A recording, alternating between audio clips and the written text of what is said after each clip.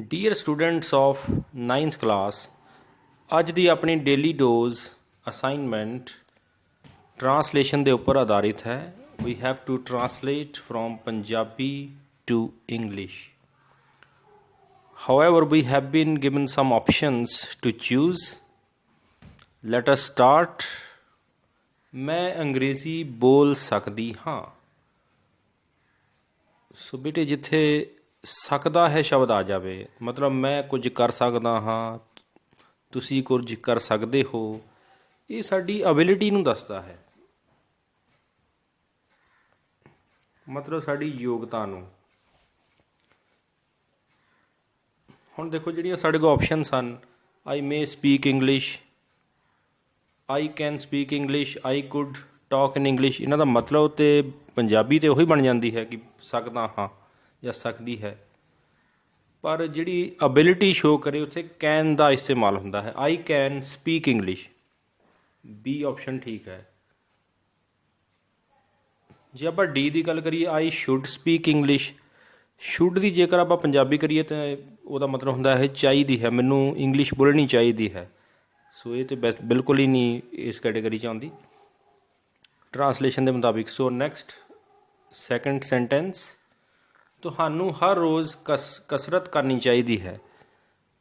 ਜਦੋਂ ਆਪਾਂ ਸਲਾਹ ਦਿੰਦੇ ਹਾਂ ਕਿਸੇ ਨੂੰ, ਚਾਹੀਦਾ ਹੈ, ਉੱਥੇ ਆਪਾਂ ਸ਼ੁੱਡ ਦਾ ਪ੍ਰਯੋਗ ਕਰਦੇ ਹਾਂ। ਹੁਣ ਦੇਖੋ, ਇਹਦੇ ਵਿੱਚ 3-4 ਆਪਸ਼ਨਸ ਹਨ।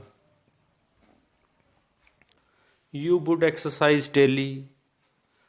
ਵੁੱਡ ਦਾ ਪ੍ਰਯੋਗ ਜਦੋਂ ਇਸ ਸੈਂਸ ਵਿੱਚ ਹੋਵੇ, ਉਹ ਜ਼ਿਆਦਾਤਰ ਪਾਸਟ ਵਿੱਚ ਹੁੰਦਾ ਹੈ ਕਿ ਉਹ ਕਰਦਾ, ਕੋਈ ਕੰਮ ਕਰਦਾ ਹੁੰਦਾ ਸੀ, ਜਾਂ ਵੈਸੇ ਵਿਸ਼ ਹੋਵੇ ਕਿ ਕਰਾਂਗਾ।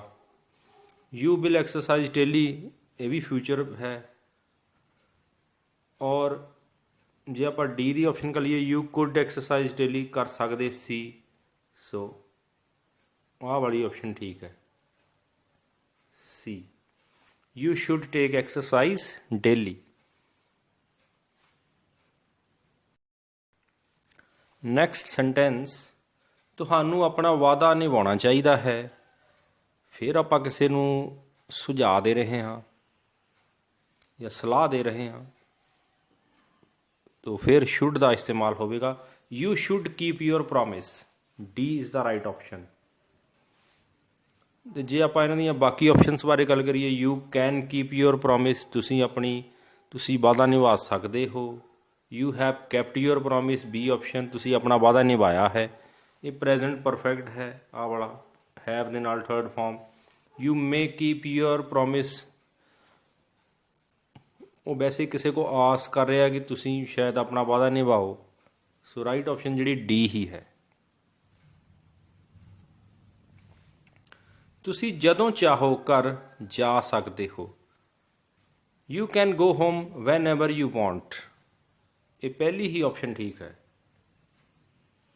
ਜੇ ਬਾਕੀ ਆਪਸ਼ਨਸ ਦੀ ਗੱਲ ਕਰੀਏ, B option, you should go home whenever you want, ਤੁਹਾਨੂੰ ਘਰ ਚਲੇ ਜਾਣਾ ਚਾਹੀਦਾ ਹੈ ਜਦੋਂ ਤੁਸੀਂ ਚਾਹੋ। ਚਾਹੀਦਾ ਹੈ, ਸੋ ਸਕਦੇ ਹੋ ਉੱਪਰ ਹੈ, ਸਕਦੇ ਹੋ ਦਾ ਜਿਹੜਾ ਹੈ ਉਹ ਕੈਨ ਦੇ ਨਾਲ ਹੀ ਆਨਸਰ ਆਪਾਂ ਦੇਵਾਂਗੇ।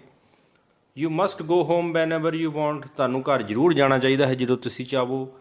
You might go home whenever you want, ਤੁਸੀਂ ਘਰ ਜਾ ਸਕਦੇ ਹੋ ਜਦੋਂ ਤੁਸੀਂ ਚਾਹੋ। ਇਹ ਵੈਸੇ ਸੰਭਾਵਨਾ ਪ੍ਰਗਟ ਕੀਤੀ ਗਈ ਹੈ। So you can go home whenever you want, this is the right answer. Next sentence, ਛੇਤੀ ਚੱਲੋ, ਅਜਿਹਾ ਨਾ ਹੋਵੇ ਕਿ ਗੱਡੀ ਛੁੱਟ ਜਾਵੇ। ਸੋ ਇਹੋ ਜਿਹੇ ਜਿਹੜੇ ਸੈਂਟੈਂਸ ਹੁੰਦੇ ਹਨ, ਉਹਦੇ ਵਿੱਚ ਜ਼ਿਆਦਾਤਰ ਵਾਕ ਫਾਸਟ ਲੈਸਟ ਦਾ ਪ੍ਰਯੋਗ ਹੋ ਜਾਂਦਾ ਹੈ। ਉਹਦੇ ਨਾਲ ਫਿਰ ਸਬਜੈਕਟ ਤੋਂ ਬਾਅਦ ਸ਼ੁੱਡ ਲੱਗ ਜਾਂਦਾ ਹੈ। So C option is the right one.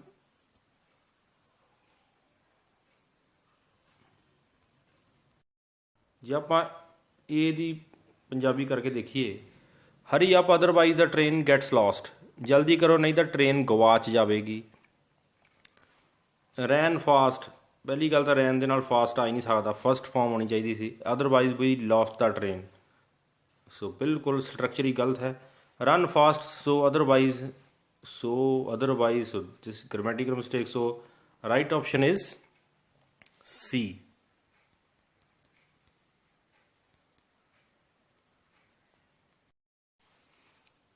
6 ਉਹ ਆਪਣੇ ਬਚਪਨ ਵਿੱਚ ਕ੍ਰਿਕਟ ਖੇਡਿਆ ਕਰਦਾ ਸੀ। ਜਦੋਂ ਕੋਈ ਕੰਮ ਆਪਾਂ ਕਰਦੇ ਹੁੰਦੇ ਸੀ ਪਰ ਹੁਣ ਨਹੀਂ ਕਰਦੇ, ਉਦੋਂ ਯੂਜ਼ ਟੂ ਦਾ ਇਸਤੇਮਾਲ ਹੁੰਦਾ ਹੈ। ਮਤਲਬ ਜਦੋਂ ਮੈਂ 12 ਸਾਲ ਦਾ ਸੀ ਮੈਂ ਬਹੁਤ ਤੇਜ਼ ਦੌੜਿਆ ਕਰਦਾ ਸੀ। ਜਦੋਂ ਮੈਂ 4 ਸਾਲ ਦਾ ਸੀ ਮੈਂ ਬਹੁਤ ਰੋਂਦਾ ਹੁੰਦਾ ਸੀ। So use to plus first form, ਆਹ ਵਾਲੀ ਆਪਸ਼ਨ ਆਏਗੀ। He use to play cricket in his childhood, ਉਹ ਆਪਣੇ ਬਚਪਨ ਦੇ ਵਿੱਚ ਕ੍ਰਿਕਟ ਖੇਡਦਾ ਹੁੰਦਾ ਸੀ। ਜੇ ਆਪਾਂ ਬਾਕੀ ਪੰਜਾਬੀ ਇੰਗਲਿਸ਼ ਕਰਕੇ ਦੇਖੀਏ, ਇਹਨਾਂ ਦੀ ਪੰਜਾਬੀ ਕਰਕੇ ਦੇਖੀਏ, he ought to play cricket in his childhood, ਉਸ ਨੂੰ ਆਪਣੇ ਬਚਪਨ ਵਿੱਚ ਖੇਡਣਾ ਚਾਹੀਦਾ ਹੈ cricket. He had to play cricket, ਉਸ ਨੂੰ ਖੇਡਣਾ ਪਿਆ ਔਰ ਉਹ ਬਚਪਨ ਵਿੱਚ ਕ੍ਰਿਕਟ ਖੇਡਦਾ ਹੈ। ਇਸ ਦੀ ਡੀ ਦੀ ਜੇ ਆਪਾਂ ਆਪਸ਼ਨ ਦੇਖੀਏ, ਸੋ ਰਾਈਟ ਆਪਸ਼ਨ ਸੀ ਹੀ ਹੈ।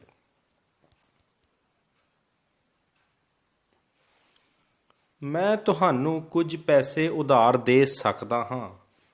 I could lend you some money, I can lend you some money, I might lend you some money, I must lend you some money। Ability ਦੱਸੀ ਗਈ ਹੈ ਤਾਂ ਸ਼ਾਇਦ ਇਹਦੇ ਆਪਾਂ can ਹੀ ਲਗਾ ਦਈਏ। I can lend you some money, friendly ਤੌਰ 'ਤੇ ਵੀ ਆਪਾਂ can ਦਾ ਇਸਤੇਮਾਲ ਕਰ ਦਿੰਦੇ ਹਾਂ। ਨੈਕਸਟ, ਸਾਨੂੰ ਆਪਣੇ ਦੇਸ਼ ਦੀ ਸੇਵਾ ਕਰਨੀ ਚਾਹੀਦੀ ਹੈ। ਫਿਰ 3-4 ਆਪਸ਼ਨਸ ਹਨ। We should serve our country, we are here to serve our country, we have to serve our country, we away to serve our country। So the first option is the right one।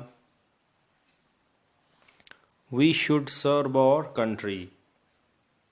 ਜੇ ਆਪਾਂ ਇਹਨਾਂ ਦੀ ਪੰਜਾਬੀ ਕਰਕੇ ਦੇਖੀਏ, we have to ਸਾਨੂੰ ਜ਼ਰੂਰ ਕਰਨੀ ਚਾਹੀਦੀ ਹੈ ਜਾਂ ਕਰਨੀ ਪੈਣੀ ਹੈ। ਅਸੀਂ ਇੱਥੇ ਦੇਸ਼ ਦੀ ਸੇਵਾ ਕਰਨ ਵਾਸਤੇ ਹਾਂ। We away to serve our country।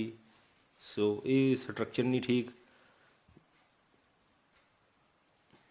ਇਹ ਇਜ਼ ਦਾ ਰਾਈਟ ਵਨ। ਤੁਹਾਨੂੰ ਇਸ ਗੱਲ ਦੀ ਚਿੰਤਾ ਨਹੀਂ ਕਰਨੀ ਚਾਹੀਦੀ। You cannot worry about it, you do not worry about it, you did not worry about it, you should not worry about it। ਚਾਹੀਦੀ ਦੇਖੋ, ਸਿੱਧਾ ਹੀ should ਤੇ ਆ ਜਾਓ। You should not worry about it। ਕਾਸ਼ ਮੈਂ ਪ੍ਰਧਾਨ ਮੰਤਰੀ ਹੁੰਦਾ। Would that I were the prime minister, I wish I should be the prime minister। Would that I was the prime minister, I wish I must be the।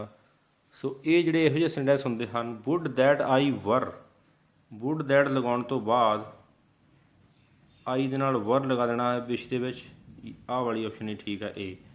Would that I were the prime minister। ਕਾਸ਼ ਮੈਂ doctor ਹੁੰਦਾ। Wood that I ਵਰ ਦੀ doctor, ਆਈ ਵਰ ਏ doctor. ਕਾਸ਼ ਮੈਂ ਲੱਖਪਤੀ ਹੁੰਦਾ। Wood that I ਵਰ ਦੀ ਮਿਲੀਅਨੇਅਰ। ਸੋ ਇਸ ਤਰ੍ਹਾਂ ਇਹ ਤੁਸੀਂ ਵੀਡੀਓ ਨੂੰ ਵਾਚ ਕਰਨਾ ਹੈ, ਸਮਝਣ ਦੀ ਕੋਸ਼ਿਸ਼ ਕਰਨੀ ਹੈ। Thank you very much.